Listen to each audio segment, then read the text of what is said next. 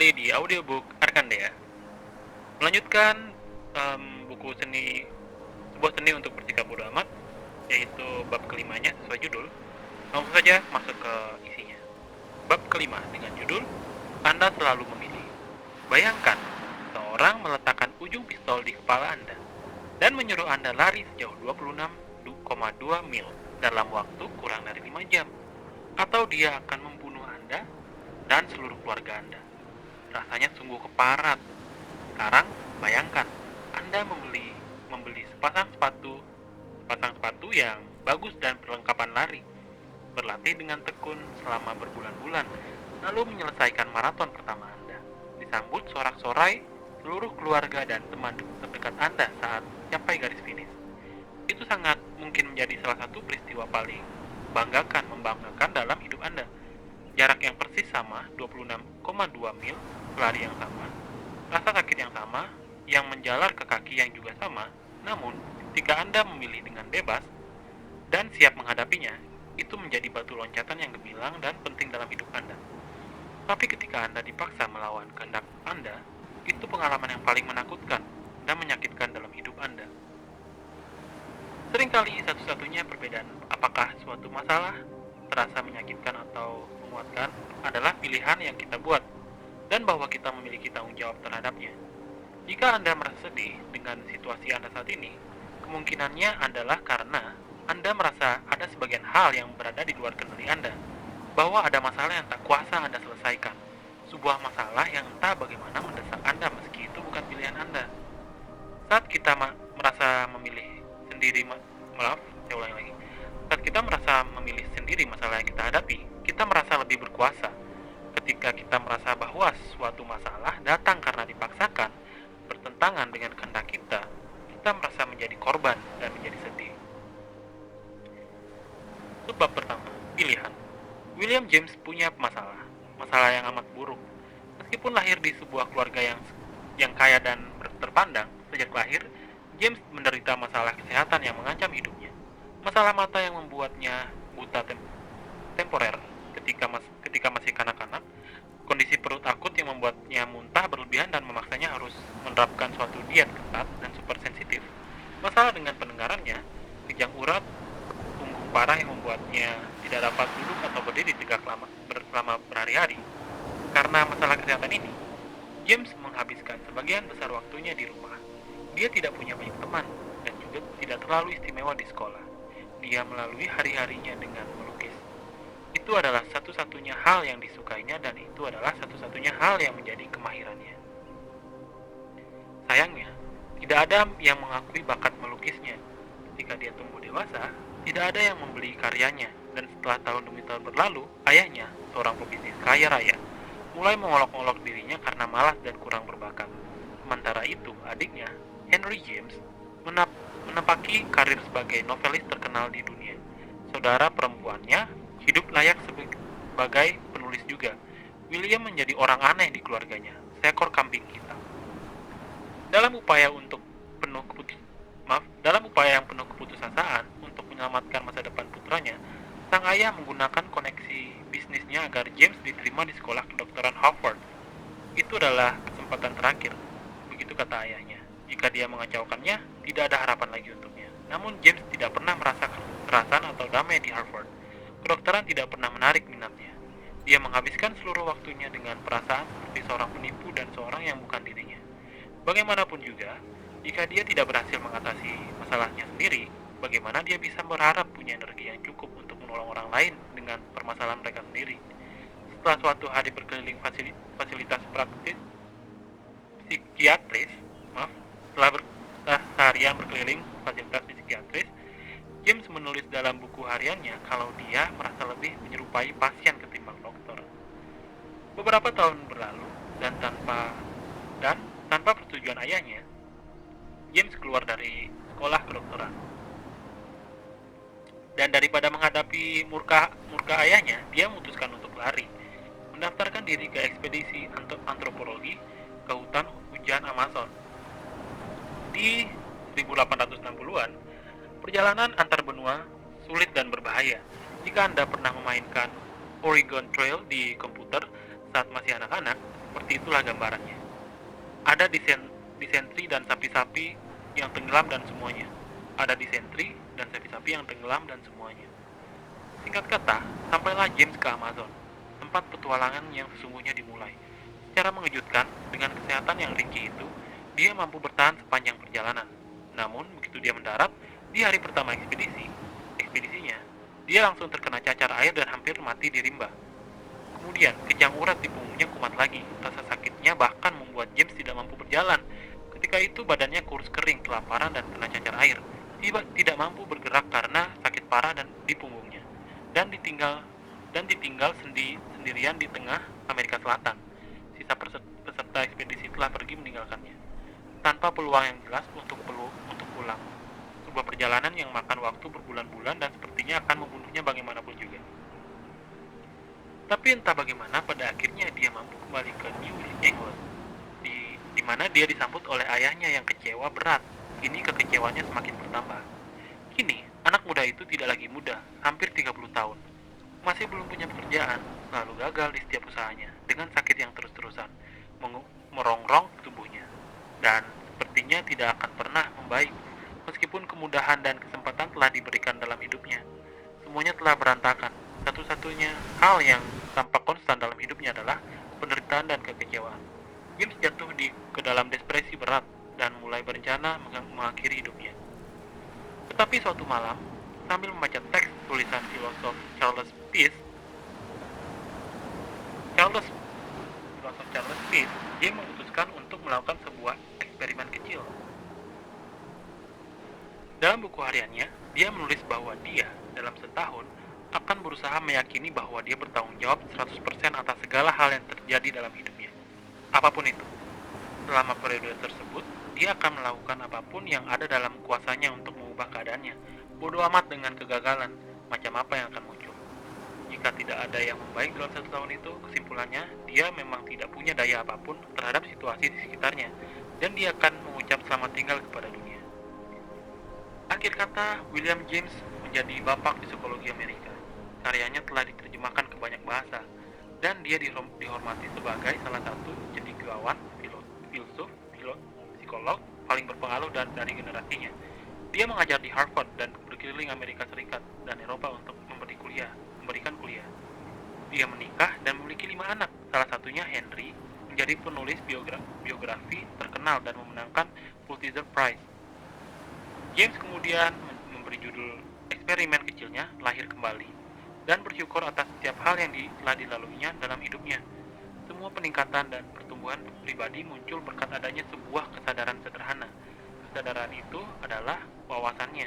Kita secara pribadi bertanggung jawab atas segala hal dalam hidup kita. Tak peduli seperti apa kondisi di luar diri kita. Kita tidak bisa selalu mengambil kendali terhadap apa yang terjadi pada kita. Namun kita selalu bisa mengendalikan cara kita menafsirkan segala hal yang menimpa kita dan cara kita merespon. Entah kita menyadarinya atau tidak, kita selalu bertanggung jawab atas pengalaman diri kita. Mustahil kita tidak bertanggung jawab.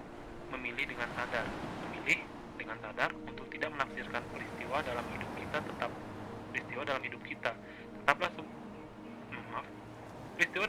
tetaplah sebuah penafsiran terhadap peristiwa kehidupan kita. Memilih untuk tidak menanggapi peristiwa dalam hidup kita tetap saja sebuah tanggapan terhadap peristiwa tersebut. Bahkan, jika Anda ditabrak mobil badut dan dibuat kesal oleh satu bus penuh anak-anak sekolah, Anda masih bertanggung jawab untuk menginterpretasikan makna di balik suatu peristiwa dan untuk memilih respon yang seperti apa. Suka atau tidak, kita selalu berperan aktif dalam apa yang sedang terjadi terhadap dan dalam diri kita. Kita selalu menafsirkan makna dari setiap peristiwa dan kejadian. Kita selalu memilih nilai-nilai yang kita hidupi dan ukuran yang kita gunakan untuk menilai setiap hal yang terjadi pada kita. Sering satu peristiwa yang sama bisa menjadi baik atau buruk, bergantung pada ukuran yang kita pilih. Intinya adalah, kita selalu menjatuhkan pilihan, entah kita sadari atau tidak, selalu. Ini kembali pada kenyataan bahwa tidak ada yang namanya tidak peduli. Ini tidak mungkin. Kita semua pasti memedulikan sesuatu. Tidak peduli tentang apapun, tetap saja sebuah bentuk kepedulian tentang sesuatu. Pertanyaan yang sesungguhnya adalah, kita memilih untuk memedulikan apa? Nilai apa yang kita pilih sebagai dasar dari tindakan kita? Ukuran apa yang kita pilih untuk kita gunakan sebagai pengukur kehidupan kita? Dan apakah itu pilihan yang baik? Apakah nilai dan ukurannya baik? Sebab kedua, salah kaprah tanggung jawab atau rasa salah. Bertahun-tahun lalu ketika saya muda dan lebih bodoh, saya menulis sebuah blog. Dan di bagian penutup saya menulis kurang lebih begini. Dan seperti kata seorang filsuf, kekuatan yang besar menuntut tanggung jawab yang besar. Ini terdengar keren dan berwibawa. Saya lupa siapa yang mengatakan hal itu. Pencarian di mesin Google saya tidak menunjukkan hasil apapun. Jadi saya biarkan saja tertulis demikian. Terasa pas dengan postingan saya. Sebenarnya yang nulis ini, kalau setahu saya sih Uncle Ben dari film Spider-Man. Dia bilang kekuatan yang besar menuntut tanggung jawab yang besar. Jadi kita mana teman-teman? Sekitar 10 menit kemudian, komentar pertama masuk. Kayaknya sang filsuf hebat. Yang Anda sebut itu adalah Paman Ben dari film Spider-Man. Seperti kata filsuf besar lain, duh, kekuatan yang besar menuntut tanggung jawab yang besar. Kata-kata terakhir Paman Ben sebelum seorang pencuri yang dibiarkan lolos oleh Peter Parker. Mungkin saya ulangi. Kekuatan yang besar menuntut tanggung jawab yang besar. Kata-kata terakhir Paman Ben sebelum seorang pencuri yang dibiarkan lolos oleh Peter Parker membunuhnya di trotoar yang dipadati orang tanpa alasan yang bisa diterima. Dialah sang filsuf hebat. Kita masih sering mendengar kutipan tersebut. Kata-kata ini sering keluar, biasanya terdengar ironis, dan muncul setelah menenggak segelas bir setuju. Ini adalah salah satu kutipan yang sempurna dan terdengar sangat intelektual. Namun pada intinya, hanya mengatakan kepada Anda apa yang telah Anda ketahui, bahkan ketika Anda tidak pernah memikirkan hal tersebut sebelumnya. Kekuatan yang besar menuntut tanggung jawab yang besar. Ini benar. Namun ada versi lain yang lebih baik dari kutipan ini, yang sebenarnya dalam. Dan yang harus Anda lakukan adalah menukar posisi kata bendanya. Tanggung jawab yang besar menuntut kekuatan yang besar. Wow. Semakin kita memilih untuk menerima tanggung jawab dalam kehidupan kita, semakin besar kekuatan yang dibutuhkan untuk menjalani kehidupan. Menerima tanggung jawab atas masalah yang kita hadapi menjadi langkah pertama untuk menyelesaikannya. Saya pernah mengenal seorang pria yang mengaku bahwa alasan dibalik tidak ada seorang wanita pun yang mau diajak berkencan adalah karena dia terlalu pendek. Pria ini terpelajar, menarik, dan tampan. Yang jelas, tipe yang sangat ideal. Namun, dia sungguh yakin kalau dia terlalu pendek untuk bisa kencan dengan wanita. Dan karena dia merasa terlalu pendek, dia jarang pergi keluar dan mencoba untuk berkenalan dengan seorang wanita. Dia pernah mencoba beberapa kali, dan perhatiannya justru tertuju pada segelintir perangai dari cewek tersebut. Yang menurutnya mengindikasikan bahwa dia tidak cukup menarik di mata si cewek. Dan itu sudah membuatnya yakin bahwa cewek tersebut sungguh tidak menyukainya. Meskipun sebenarnya si cewek suka. Bisa Anda bayangkan betapa payah kehidupan asmaranya. Apa yang tidak disadarinya adalah bahwa dia telah memilih nilai yang justru menyakiti dirinya sendiri. Tinggi badan. Wanita dalam benaknya hanya tertarik pada pria yang tinggi. Dia taman. Masa bodoh apapun yang dilakukannya. Pilihan atas nilai ini melemahkan. Pilihan atas nilai ini melemahkan. Hal itu memberi pria ini masalah yang pelik. Menjadi orang yang tidak cukup tinggi dalam dunia yang diciptakan dalam pandangannya hanya untuk orang-orang yang tinggi semampai. Masih ada berbagai nilai yang jauh lebih baik yang bisa digunakan dalam kehidupan percintaannya. Saya cuma ingin mengencani wanita yang menyukai saya apa adanya. Mungkin dapat menjadi awal yang baik. Ukuran yang menilai kejujuran dan berterima. Namun dia tidak memilih nilai ini. Sepertinya dia bahkan tidak sadar kalau dia sedang atau bisa memilih satu nilai atau lebih. Tanda disadari, dia sesungguhnya bertanggung jawab atas masalahnya. Mungkin saya koreksi, tanpa disadari, dia sesungguhnya bertanggung jawab atas masalahnya. Alih-alih bertanggung jawab, dia justru mengeluh. Tapi saya tidak punya pilihan, omelnya kepada bartender. Saya tidak bisa berbuat apa-apa. Wanita itu berpikiran dangkal dan angkuh dan tidak akan pernah menyukai saya. Benar, ini merupakan kesalahan setiap wanita untuk tidak menyukai pria yang suka mengasihani diri sendiri. yang berpikiran dangkal dengan nilai-nilai yang payah. Jelas sekali, banyak orang enggan bertanggung jawab atas permasalahan mereka karena mereka percaya bahwa mengambil tanggung jawab terhadap suatu masalah sama dengan menjadi pihak yang dipersalahkan atas masalah Anda. Tanggung jawab dan kesalahan sering tampil berbarengan dalam budaya kita. Tetapi kedua hal itu tidak sama. Jika saya menabrak Anda dengan mobil saya bersalah dan bertanggung jawab secara hukum untuk memberikan ganti rugi kepada Anda. Entah bagaimana caranya.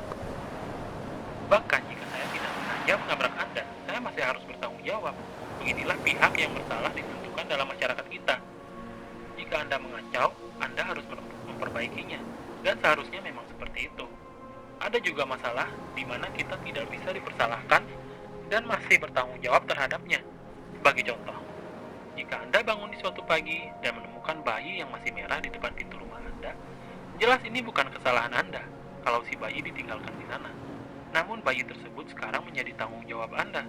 Anda kemudian memutuskan akan melakukan sesuatu, dan entah apapun pilihan Anda nantinya, entah itu merawatnya, membuangnya, mengabaikannya, menjadikannya makanan pitbull Anda, itu merupakan masalah yang terkait dengan pilihan Anda, dan Anda akan bertanggung jawab terhadapnya juga.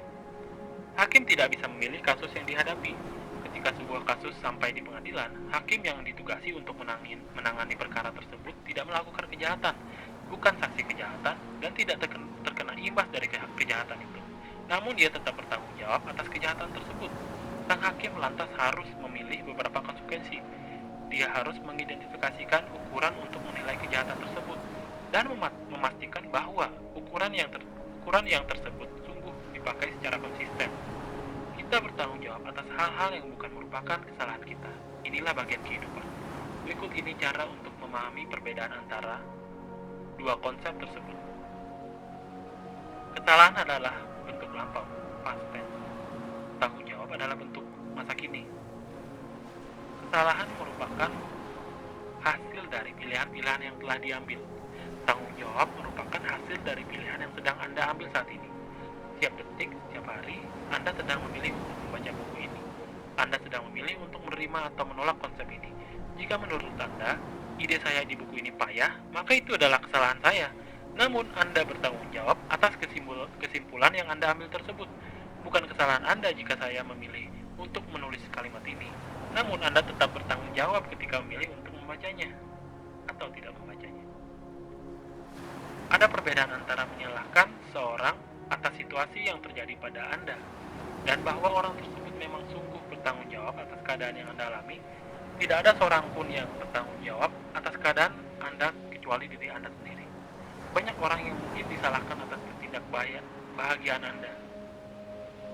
Namun, tidak seorang pun yang bertanggung jawab atas ketidakbahagiaan Anda selain Anda. Ini karena Anda selalu harus memilih bagaimana Anda memandang sekitar Anda, bagaimana Anda beraksi terhadapnya, bagaimana Anda menilai sesuatu. Anda selalu harus memilih ukuran yang Anda gunakan untuk menilai pengalaman Anda. Pacar saya yang pertama mencapakan saya dengan cara yang spektakuler. Dia berselingkuh dengan gurunya. Itu luar biasa. Dan yang saya maksud dengan luar biasa, persisnya seperti dipukul sebanyak 253 kali di perut. Lebih apa lagi, jika saya meminta penjelasan padanya tentang hal ini, dia justru meminta putus dan langsung nempel ke pelukannya. 3 tahun bersama hanya berakhir seperti itu. Saya nelangsa selama beberapa bulan sesudahnya. Sudah saya duga sebelumnya. Tapi saya juga berpikir bahwa dialah yang bertanggung jawab atas kepedihan saya. Dengan begitu, ini justru tidak membuat saya bisa melangkah ke depan. Itu hanya membuat rasa pedih semakin parah. Lihat, saya tidak bisa mengendalikan dia. Tidak peduli berapa kali saya memanggil-manggilnya, atau meneriakkan namanya, atau memohon agar dia mau kembali ke pelukan saya, atau membuat kunjungan kejutan ke tempatnya, atau hal-hal mengerikan dan irasional lain yang biasa dilakukan seorang mantan. Saya tidak akan pernah bisa mengendalikan emosi atau tindakannya. Pada akhirnya, meskipun dia yang patut disalahkan atas apa yang saya rasakan, dia tidak pernah bertanggung jawab atas apa yang saya rasakan. Sayalah yang harus bertanggung jawab.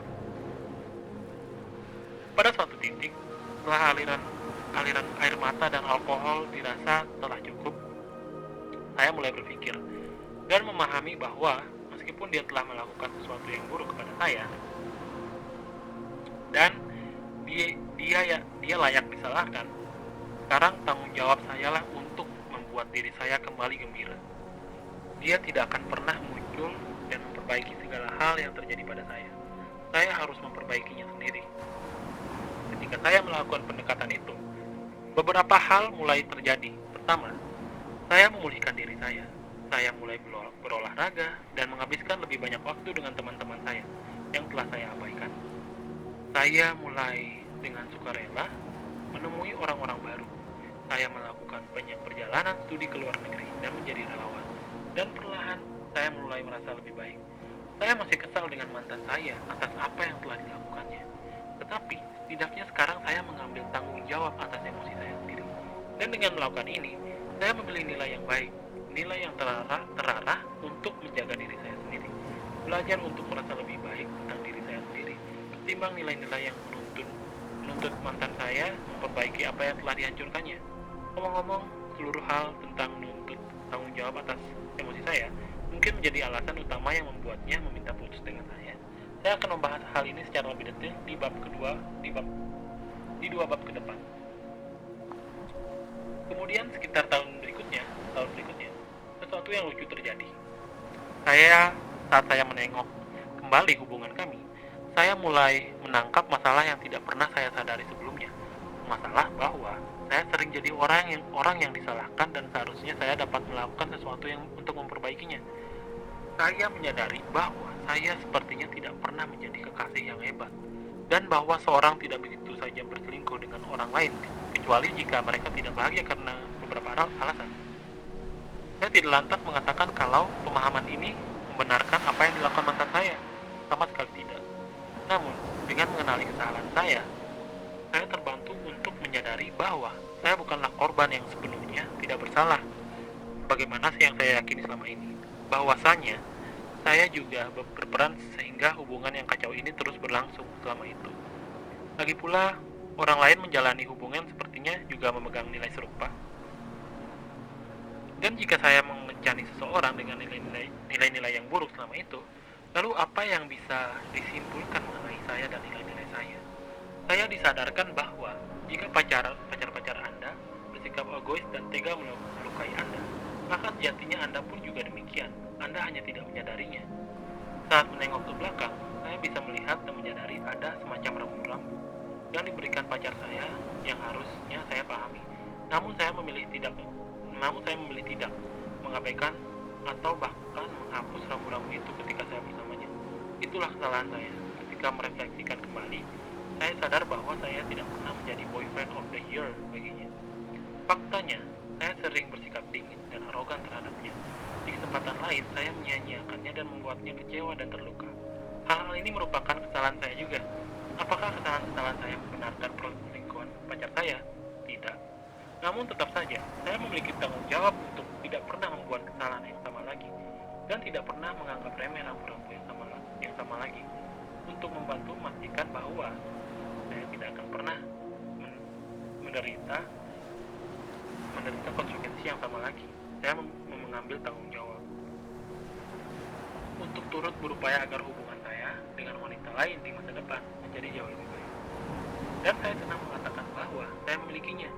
Tidak ada lagi pacar yang selingkuh dan meninggalkan saya. Tidak ada lagi 253 pukulan di perut saya. Saya bertanggung jawab atas permasalahan saya dan berusaha memperbaikinya. Saya bertanggung jawab atas peran saya dalam hubungan yang tidak sehat itu dan berusaha memperbaikinya di hubungan yang berikutnya. Dan tahukah Anda, diputus oleh pacar menjadi salah satu pengalaman yang paling menyakitkan yang pernah saya rasakan. Sekaligus menjadi salah satu pengalaman hidup yang paling penting dan berpengaruh. Saya bersyukur karena itu menginspirasi pertumbuhan pribadi saya secara signifikan. Saya belajar lebih banyak hal dari satu masalah itu daripada kombinasi puluhan kesuksesan saya. Kita semua senang untuk ikut bertanggung jawab atas keberhasilan atau kebahagiaan. Malahan kita justru lebih sering berebut menjadi yang bertanggung jawab atas sebuah keberhasilan dan kebahagiaan. Ingat, bertanggung jawab atas permasalahan kita jauh lebih penting. Karena dari sanalah pembelajaran yang sesungguhnya berasal. Menyalahkan orang lain hanya akan melukai diri Anda sendiri. Untuk bab ketiga, menanggapi tragedi. Lalu bagaimana dengan peristiwa yang teramat buruk? Banyak orang tidak kesulitan untuk mengambil tanggung jawab terhadap masalah yang terkait dengan pekerjaan mereka dan terkait dengan kelalaian mereka atas penelantaran anak-anak atau kemalasan akibat terlalu sering menonton TV. Namun ketika ini menyangkut suatu tragedi yang fatal, mereka menarik rem darurat tanggung jawab mereka dan turun dari kereta setelah berhenti. Beberapa peristiwa terasa amat menyakitkan untuk diterima. Tetapi pikirkan hal ini. Kefatalan suatu peristiwa tidak mengubah kebenaran yang mendasarinya. Jika Anda, katakan saja, baru saja dirampok, jelas kesalahan tidak terletak pada Anda. Tidak ada orang yang memilih untuk mengalaminya. Namun, sama halnya dengan bayi yang terbaring di depan pintu rumah Anda. Anda dipaksa untuk mengambil tanggung jawab dalam situasi hidup mati seperti itu. Apakah Anda melawan? Apakah Anda panik? Apakah Anda terpaku? Apakah Anda menghubungi polisi? Apakah Anda berusaha untuk melupakannya? Dan pura-pura itu tidak pernah terjadi? Itu semua adalah pilihan dan tanggapan yang dalam tanggung jawab Anda. Anda terima atau Anda tolak, Anda tidak memilih untuk dirampok, namun tetap saja Anda bertanggung jawab untuk mengelola dampak emosional dan psikologis, serta hukum dari pengalaman tersebut. Pada 2008, Taliban mengambil kendali lembah Swat, sebuah daerah terpencil di sebelah timur laut Pakistan. Mereka segera melaksanakan agenda ekstrim mereka.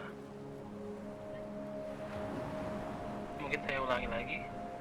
Pada 2008, Taliban mengambil kendali lembah Swat, sebuah daerah terpencil di sebelah timur laut Pakistan. Mereka segera melaksanakan agenda ekstrim mereka. Tidak ada televisi, tidak ada film, tidak ada wanita yang berada di luar rumah tanpa didampingi pria. Tidak ada anak perempuan yang pergi ke sekolah. Memasuki 2009, seorang gadis Pakistan berusia 11 tahun bernama Malala Yousafzai mulai bersuara melawan larangan untuk bersekolah bagi anak perempuan. Dia tetap masuk ke sekolah setempat dengan mempertaruhkan hidupnya sendiri dan nyawa ayahnya. Dia juga mengikuti pertemuan-pertemuan di kota-kota terdekat. Dia menulis secara online, beraninya Taliban merampas hak saya untuk mendapatkan pendidikan. Pada 2012, saat berusia 14 tahun, di suatu hari dia ditembak tepat di wajahnya saat naik bis dari rumah menuju sekolah. Seorang tentara Taliban bertopeng dengan bersenjata laras panjang menaiki bus dan bertanya, "Mana Malala? Katakan, atau aku tembak semua orang di sini." Malala menunjukkan dirinya, sebuah pilihan yang menakjubkan.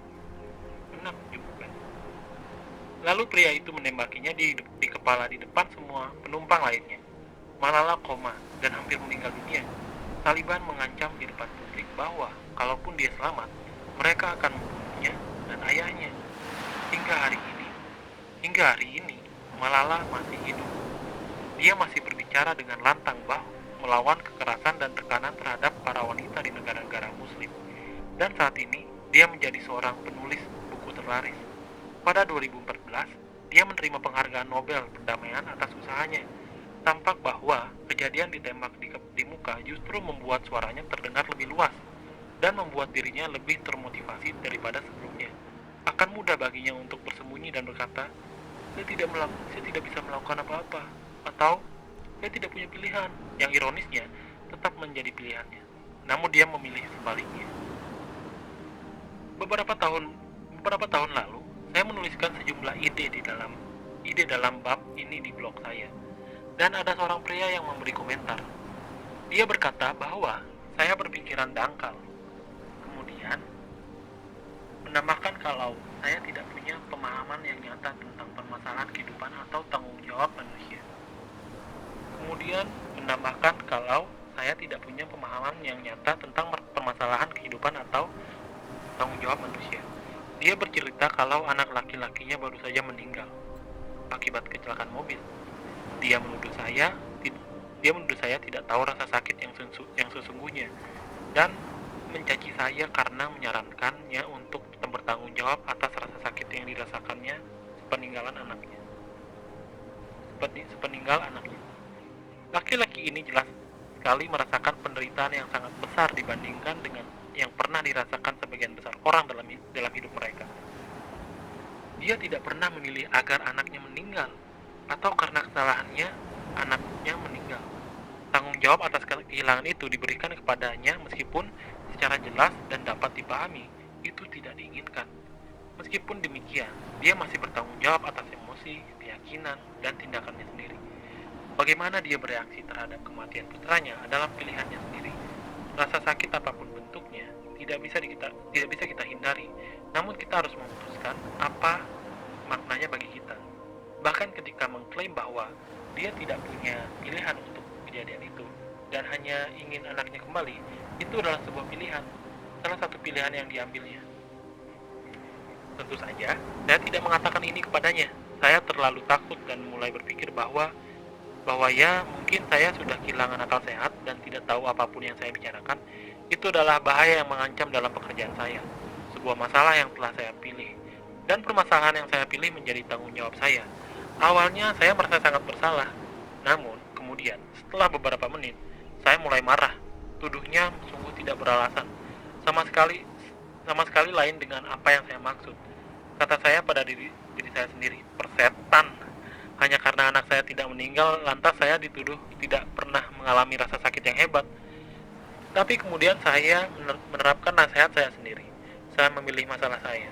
Saya bisa saja marah kepada pria ini dan berdebat dengannya, mencoba membalaskan rasa sakit saya, yang hanya akan membuat kami berdua tampak tolol dan tidak peka.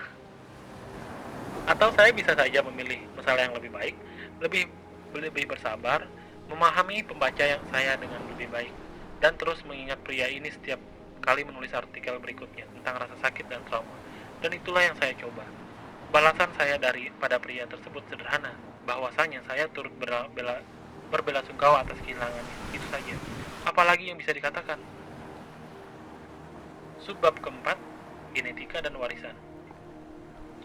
Di 2013, BBC mengumpulkan lulusan remaja dengan Obsessive Compulsive Disorder atau OCD dan mengikuti mereka saat menjalani terapi intensif untuk membantu mereka mengatasi munculnya pikiran yang tidak diinginkan dan perilaku yang diulang-ulang. Ada gadis remaja berusia 17 tahun bernama Imogen yang memiliki kebutuhan kompulsif untuk selalu menepuk setiap permukaan objek yang dilaluinya. Jika dia gagal melakukannya, dia akan dibanjiri oleh pikiran yang menyeramkan bahwa keluarganya akan karat. Ada Josh yang memiliki kebutuhan untuk melakukan segala hal dengan dua sisi tubuhnya, bersalaman dengan tangan kanan dan tangan kiri, makan dengan tangan kanan dan kiri, melangkah melaju pintu dengan kaki kanan dan kaki kiri, semacamnya. Jika ia tidak menyimbangikan dua sisi tubuhnya, dia akan mengalami serangan kepanikan yang mengerikan. Ada juga Jack, contoh klasik seorang germophobe yang menolak untuk meninggalkan rumahnya tanpa memakai sarung tangan, merebus air sebelum meminumnya, dan tidak mau makan makanan yang tidak dibersihkan atau disiapkannya sendiri. OCD merupakan penyimpangan saraf dan genetika yang parah dan tidak bisa disembuhkan. Hal terbaik yang bisa dilakukan adalah dengan mengelolanya. Dan seperti yang kita semua lihat, mengelola perilaku yang menyimpang dimulai dengan pengelolaan nilai yang dimiliki seseorang. Hal pertama yang dilakukan psikiater dalam proyek ini adalah mengatakan kepada anak-anak tersebut untuk menerima ketidaksempurnaan dari keinginan mereka yang kompulsif. Yang artinya, sebagai satu contoh, bahwa ketika Imogen dibanjiri pikiran yang mengerikan bahwa keluarganya sekarat, dia diajak untuk menerima kalau keluarganya memang akan meninggal suatu hari nanti dan tidak ada yang bisa dilakukan untuk mencegahnya. Mengatakan kepada bahwa apa yang terjadi terhadapnya bukanlah kesalahannya. Josh dipaksa untuk menerima dalam jangka panjang bahwa tindakan menyimbangkan semua perilakunya sehingga simetris sesungguhnya malah lebih menghancurkan hidupnya ketimbang serangan kepanikan yang kadang muncul. Dan Jack diingatkan bahwa entah apapun yang dia lakukan, kuman akan selalu ada dan menyerangnya. Sasaran terapi ini adalah untuk membuat anak-anak ini menyadari bahwa nilai-nilai yang mereka miliki tidak rasional, bahwa sesungguhnya nilai-nilai tersebut tidak muncul dari diri mereka sendiri, melainkan lebih merupakan penyimpangan, dan bahwa dengan mengikuti nilai yang irasional ini, mereka sebenarnya membahayakan fungsi mereka dalam kehidupan. Langkah berikutnya adalah menyemangati anak-anak untuk memilih suatu nilai yang lebih penting daripada nilai OCD mereka, dan berfokus pada nilai tersebut. Bagi Josh, ini adalah peluang untuk tidak selalu menyembunyikan perilaku menyimpang yang dimilikinya dari teman-teman dan keluarga. Harapan untuk memiliki suatu kehidupan sosial yang normal, harapan untuk memiliki suatu kehidupan sosial yang normal bagi Imogen, idenya adalah untuk mengambil alih kendali atas pikiran dan perasaannya sendiri serta kembali ceria. Dan untuk Jack, targetnya adalah dia mampu meninggalkan rumahnya dalam periode waktu yang lama tanpa mendapatkan pengalaman traumatis yang menyiksa. Dengan nilai-nilai baru yang ada di benak mereka, para remaja ini berlatih mengatasi keresahan mereka yang intensif dengan memaksa diri mereka untuk menghidupi nilai hidup mereka yang baru. Serangan kepanikan terjadi, tangis pecah, Jack memukuli pajangan yang ada di dekatnya dan kemudian segera mencuci tangannya. Dan di akhir program dokumenter itu, tampak kemajuan besar yang diraih. Imogen tidak lagi butuh menyentuh setiap permukaan benda yang ditemuinya.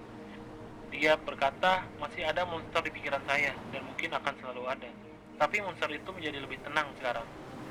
Josh mampu melewati 25 hingga 30 menit tanpa harus menyimbangkan tubuh kanan dan kirinya. Dan Jack yang mungkin mengalami perkembangan yang paling pesat, sekarang mampu pergi ke restoran dan minum dari botol dan gelas tanpa harus mencucinya terlebih dahulu. Jack merangkum semua hal yang dipelajarinya dengan baik.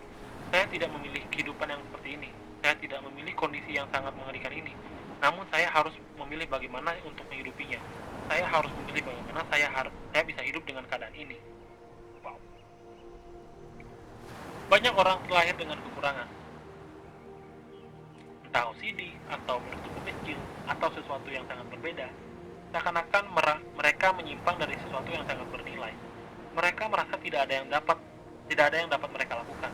Jadi mereka menghindari tanggung jawab atas situasi mereka. Mereka tahu, saya tidak memilih genetik yang buruk ini, jadi bukan salah saya jika terjadi hal-hal yang buruk. Dan benar, itu bukan salah mereka. Tetapi mereka tetap harus bertanggung jawab. Dulu di masa-masa kuliah, saya punya fantasi menjadi seorang pemain poker profesional. Saya memenangkan uang dan segalanya, dan itu menyenangkan. Namun setelah hampir tahun menggeluti bidang ini, saya berhenti. Kebiasaan begadang, menatap layar komputer, memenangkan ribuan dolar sehari, dan kehilangan hampir semuanya keesokan hari. Jelas bukan untuk saya, dan itu juga bukan cara mendapatkan penghasilan yang paling stabil secara kesehatan dan emosional. Namun permainan poker secara mengejutkan memiliki pengaruh yang kentara pada cara saya memandang kehidupan. Keindahan permainan poker ada pada bahwa sekalipun bersandar pada keberuntungan itu tidak menentukan hasil akhir pertandingan. Seorang bisa saja mendapat kartu yang jelek dan mengalahkan seorang dengan kartu yang sangat bagus. Tentu, orang yang mendapat kartu yang bagus di atas kertas sepertinya memiliki kesempatan yang menang lebih besar. Tetapi pada akhirnya, sang pemenang ditentukan oleh, bisa Anda tebak, pilihan yang dibuat setiap pemain selama permainan berjalan. Saya memandang kehidupan dengan cara yang kurang lebih sama. Kita semua mendapatkan kartu. Beberapa dari antara kita mendapat kartu yang lebih bagus daripada yang lainnya. Dan meskipun mudah saja untuk menyerah dan merasa bahwa kita telah dikalahkan, permainan yang sebenarnya terletak pada pilihan yang kita buat terhadap kartu tersebut, pilihan risiko yang akan kita ambil, dan pilihan konsekuensi yang akan kita jalani. Orang-orang yang secara konsisten membuat pilihan terbaik dalam situasi apapun. Saya ulangi lagi. Orang-orang secara konsisten membuat pilihan terbaik dalam situasi apapun adalah mereka yang pada akhirnya memenangkan permainan ini. Seperti halnya dalam kehidupan, dan itu tidak harus mereka yang memiliki kartu terbaik. Benar, ada beberapa orang yang secara psikologis dan emosional menderita akibat kelainan syaraf dan atau genetik. Tetapi itu tidak mengubah apapun. Tentu mereka mewarisi sesuatu yang buruk dan tidak boleh disalahkan. Kita tidak menyalahkan seseorang pria pendek yang ingin berkencan hanya karena dia pendek, atau korban perampokan disalahkan karena dia dirampok. Meski demikian, itu masih tetap tanggung jawab mereka. Entah mereka memilih untuk mendapatkan bantuan psikiater, terapi, atau tidak melakukan apapun, pada akhirnya mereka tetap harus membuat pilihan. Ada orang-orang yang menderita karena masa kanak-kanak yang buruk. Ada yang dilecehkan dan mengalami kekerasan bahkan dihancurkan secara fisik, emosional, finansial. Mereka tidak dapat disalahkan atas masalah dan hambatan mereka, tetapi mereka tetap bertanggung jawab, senantiasa bertanggung jawab untuk melanjutkan hidup, apapun permasalahan yang mereka hadapi, dan membuat pilihan terbaik semampu mereka dalam situasi apapun. Dan marilah kita jujur di sini.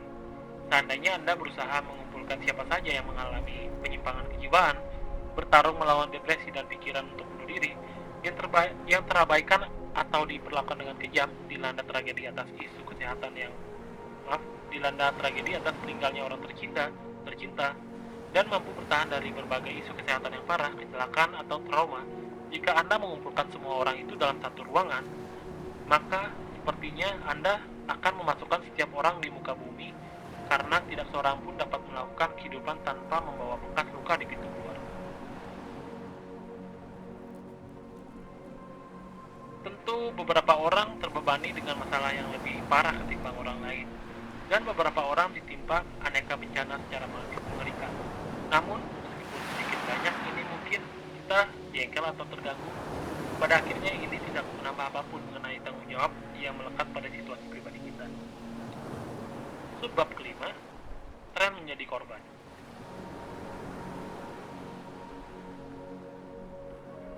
Salah kaprah tentang tanggung jawab atau rasa salah membuat orang-orang melemparkan tanggung jawab untuk menyelesaikan masalah mereka kepada orang lain. Kemampuan untuk melepaskan tanggung jawab dengan cara menyalahkan orang lain memberikan kenikmatan yang cuma sementara, juga memberikan sensasi kenikmatan menjadi orang yang benar atau baik secara moral. Sayangnya, salah satu efek samping dari internet dan media sosial adalah semakin mudahnya dibandingkan masa-masa sebelumnya melemparkan tanggung jawab, bahkan mengenai pelanggaran kecil, kepada kelompok atau orang lain.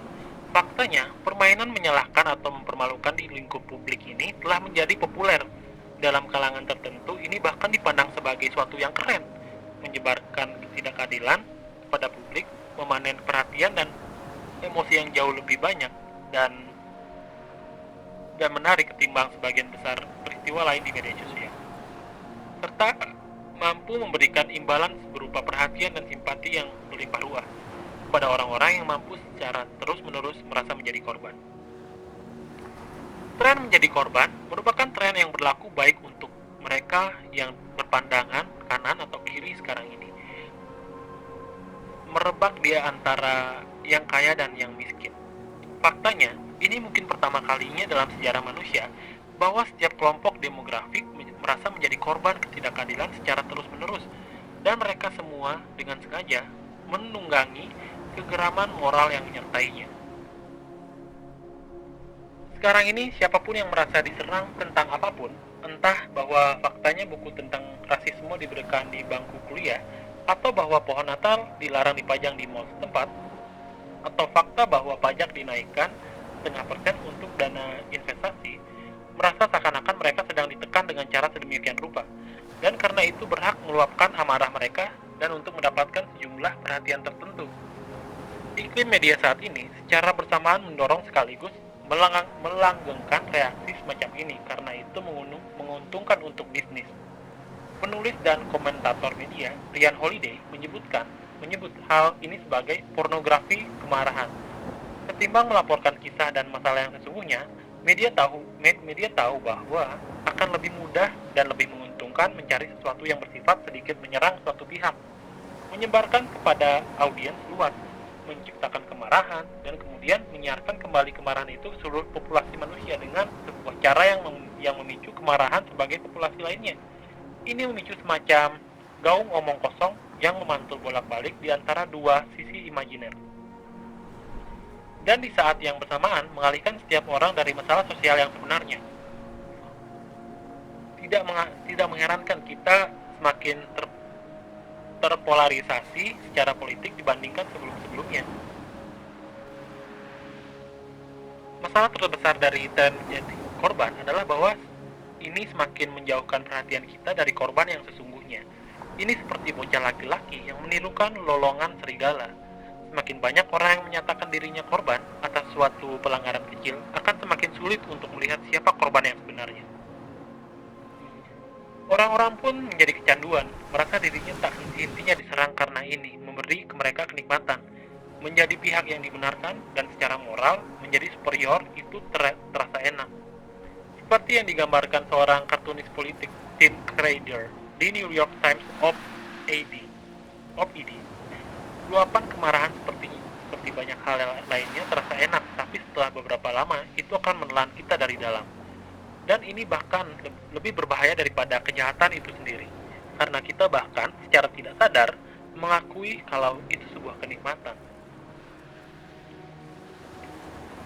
Namun bagian dari hidup dalam sebuah masyarakat yang demokratis dan bebas adalah bahwa kita semua harus berhadapan dengan berbagai pandangan dan orang yang berseberangan dengan kita.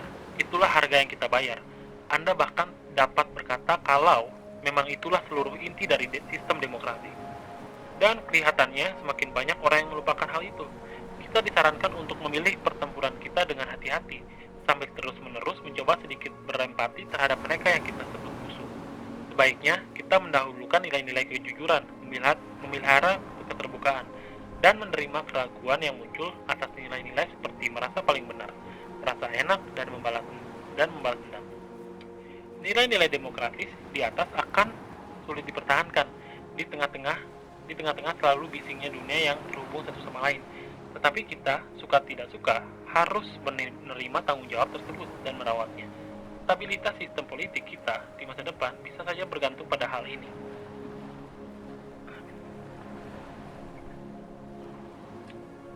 Sebab keenam, tidak ada bagaimana. Banyak orang mungkin mendengar semua hal ini dan mungkin mengatakan sesuatu seperti ini. Oke, tapi bagaimana?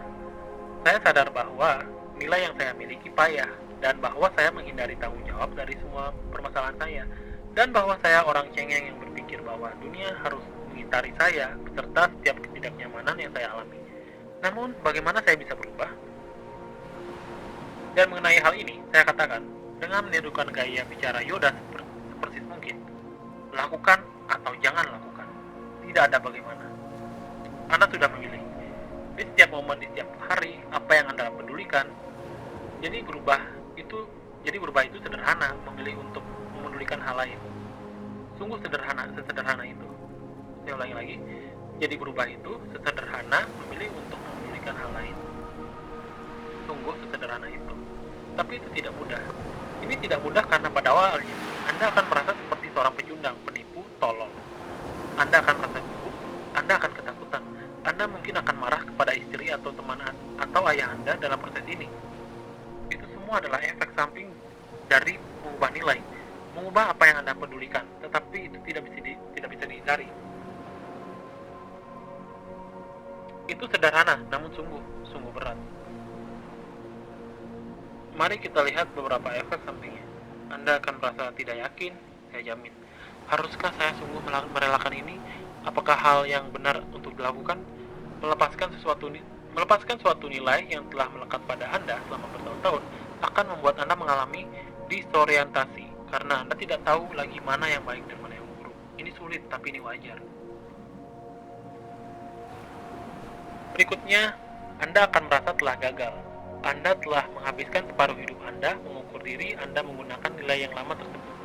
Jika ketika Anda mengganti prioritas, mengubah ukuran Anda, dan berhenti melakukan perilaku yang sama, Anda akan gagal menemukan ukuran lama yang percaya itu dan karenanya.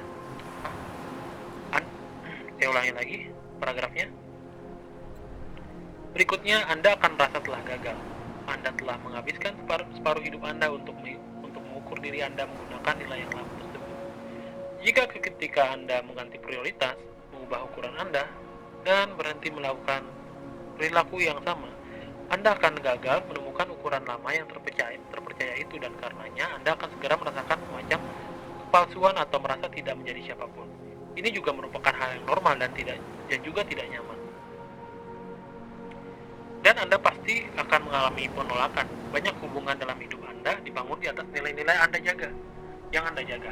Jadi, momen saat Anda mengubah nilai-nilai tersebut, momen Anda memutuskan bahwa belajar lebih penting daripada berpesta, bahwa menikah dan membangun sebuah keluarga lebih penting daripada gonta-ganti pasangan seks, bahwa melakukan pekerjaan yang Anda yakini lebih penting daripada uang. Perubahan Anda ini akan menggema dalam seluruh tubuh hubungan Anda, dan banyak diantaranya akan meledak di muka Anda. Ini juga hal yang normal, dan tidak akan membuat nyaman. Ini penting, meskipun menyakitkan, efek samping dari membuat pilihan untuk memindahkan kepedulian Anda ke tempat lain, di tempat yang jauh lebih penting dan layak bagi energi Anda. Ketika Anda menyortir ulang nilai-nilai Anda akan menemui penolakan secara internal dan eksternal dalam perjalanan Anda. Lebih dari itu, Anda akan merasa tidak yakin. Anda akan bertanya apakah yang Anda lakukan salah. Namun, sepertinya yang akan kita lihat ini adalah hal yang baik. Wow, lumayan cepat juga. Ini mengambil waktu sekitar 1 jam. Tapi karena kondisi saya hari ini lumayan fit, jadi tidak secapek kemarin kayaknya. Terima kasih karena sudah mendengarkan sampai titik ini. Saya yakin teman-teman yang udah dengerin saat penutupan ini pasti sudah mendengarkan semua isi dari audiobook hari ini. Semoga bermanfaat, bisa nyampe apa yang saya sampaikan. Semoga nggak ada yang miss.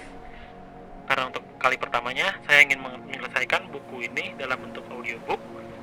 Dan sekali lagi terima kasih karena sudah mendengarkan. See you on the next audiobook.